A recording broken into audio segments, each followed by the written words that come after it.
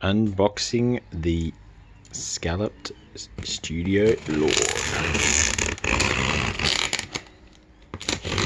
It says this box weighs friggin' 6 kilos, which I find hard to believe.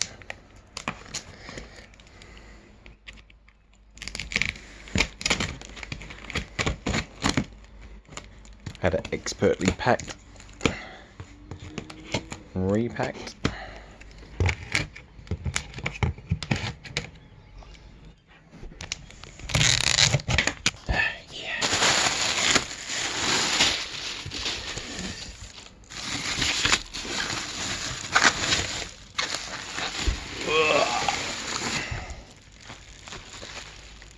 Jesus, that's heavy. Now the goodies in here. Nothing. It's packed by the good boys at DHL.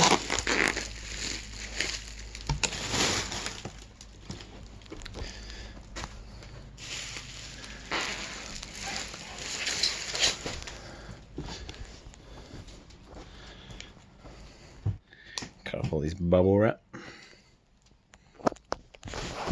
Hell of a task. It's just painful.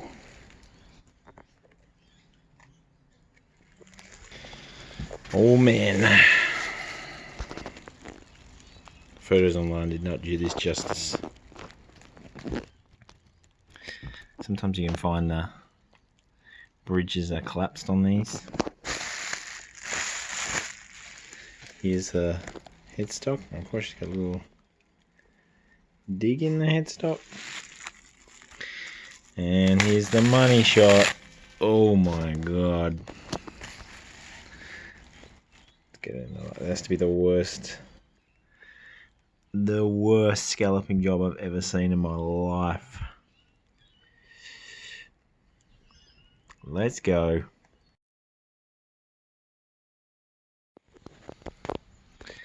Maple top. It's absolutely beautiful. Try and get it in the light. Yeah, this fretboard is dry as shit. This guy's gone so far through with the scalloping, he's worn down to something else. I'm guessing there's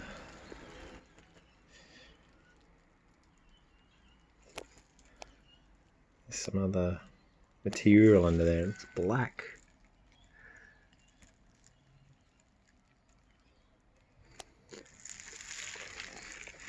This is the back.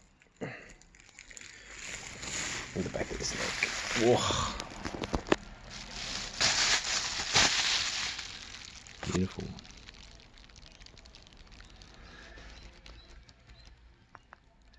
Three-piece maple neck, I think. I can see the there. And there's the serial number. The vintage tuners. They all feel pretty good. Can open up the electronics and have a peek inside.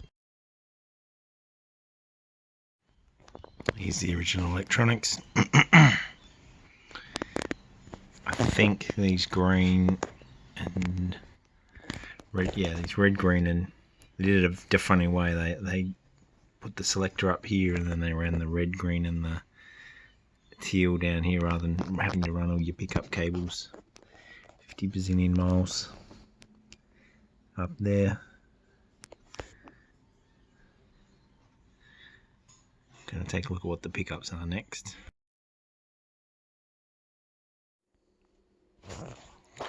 Looking at the Yamaha Studio Lord, you can see the fretboard damage. You can see it's gone down to like the indicators. The frets look pretty bad, but I'll probably just re-crown them. Put some stickers in here. Very cool thing is, if you look in that truss rod channel there, you can pretty much just replace the truss rod without ever having to take the fingerboard off, which I think's pretty amazing. Like normally when you have a maxed out truss rod, like, you're totally fucked. I don't know too much about tenons or whether it's a long neck tenon or a short neck tenon, but it looks pretty good in there. This neck pickup, no name brand.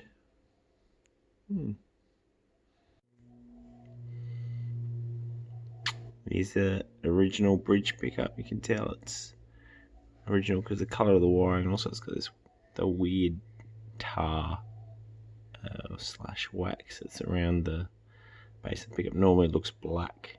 This one is disgusting brown.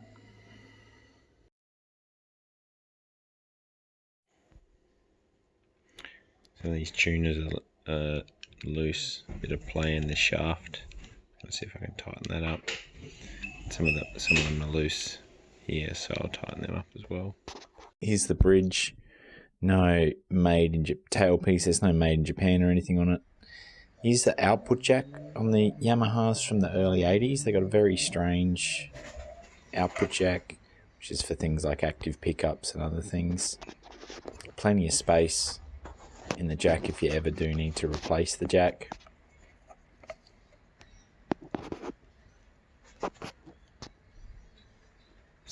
In here's the tailpiece hole is the ground wire for the bridge. So if you're wondering where that is.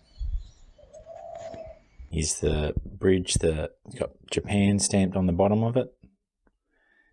And here's the adjustment screws on the back, along with the wire to lock them in so they don't fall out whenever you're working on your intonation. Sanded the fretboard with a Dremel just to take off any of those nasty edges. Here's a bit more with some steel wool, just trying to smooth out any of those areas, get rid of pitting. And this is when it's pretty much finished with a coat of sanding sealer. And this is just one coat of gloss. I don't mind the feeling of gloss, and with Scalloped you're not really touching it. I used the StewMac fret polishing kit, blanked off all the fretboard, and went through the various grits all the way up to the top, which I think is 20,000, and used a Dremel with the polishing and buffing wheel for the final bit. Use a bit of auto sol metal polish as well, and this is the finished product.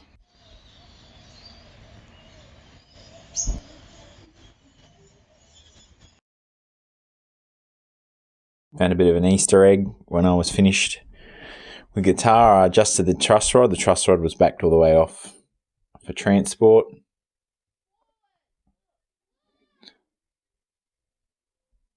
And when I flipped it over, a few people lose these in their transport. There it is, standard. So instead of a custom, it's a standard SL450s. Just going to chuck that back on there because I love the look of it, looking as stock as possible. Here it is, all finished, looking beautiful. Now time for a sound demo.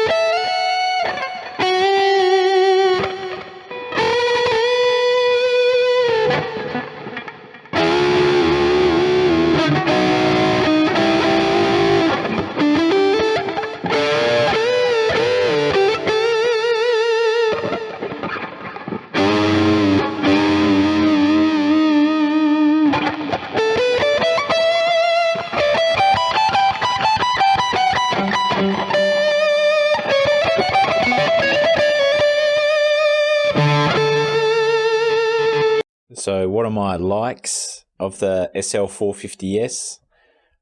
It has great pickups. I wish it had the original neck pickup, but the bridge pickup is fantastic. It's like a super distortion.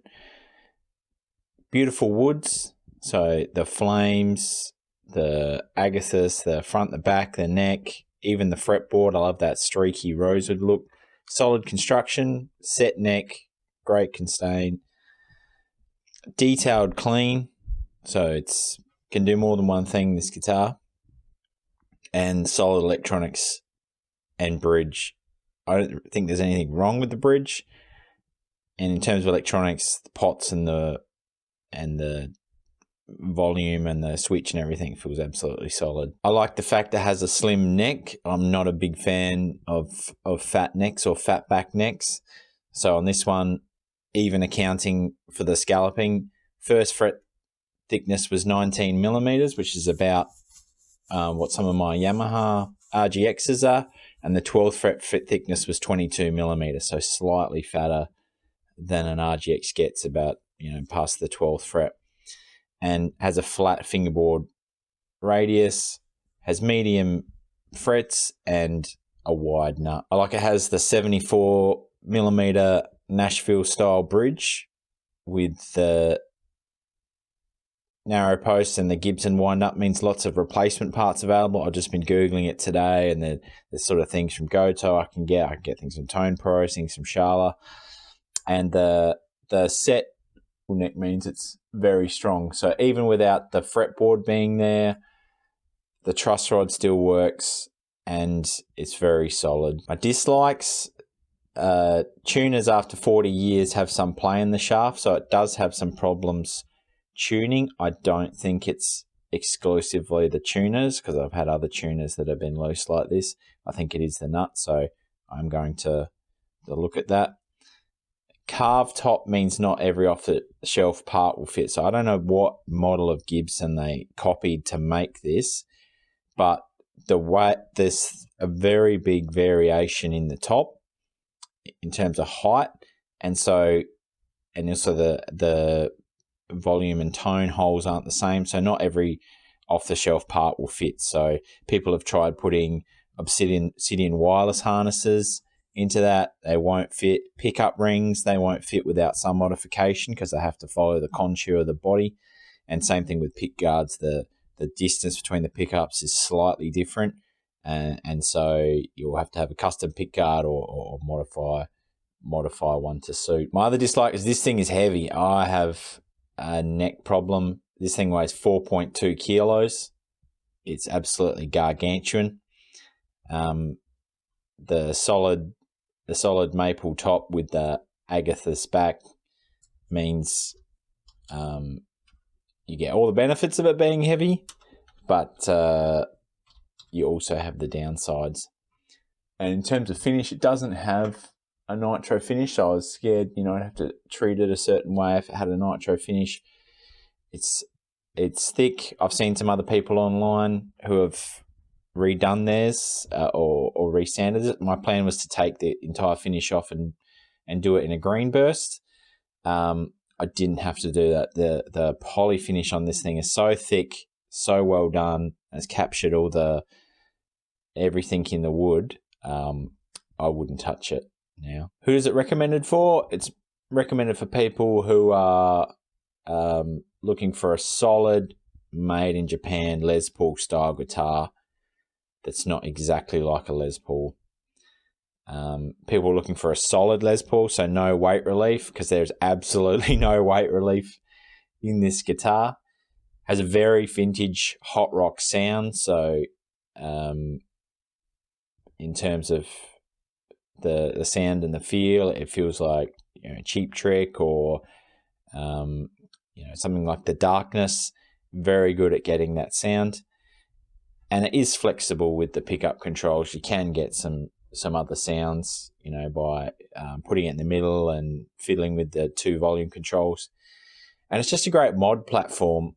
At the moment, it's not very heavy. I like heavy sounds. I like bare knuckle pickups and Damazios. I would probably put some hotter pickups in it, maybe in the bridge and maybe something softer in the neck, and that would give me the best of both worlds. So it's just a great mod platform with all that aftermarket support out there. What's next?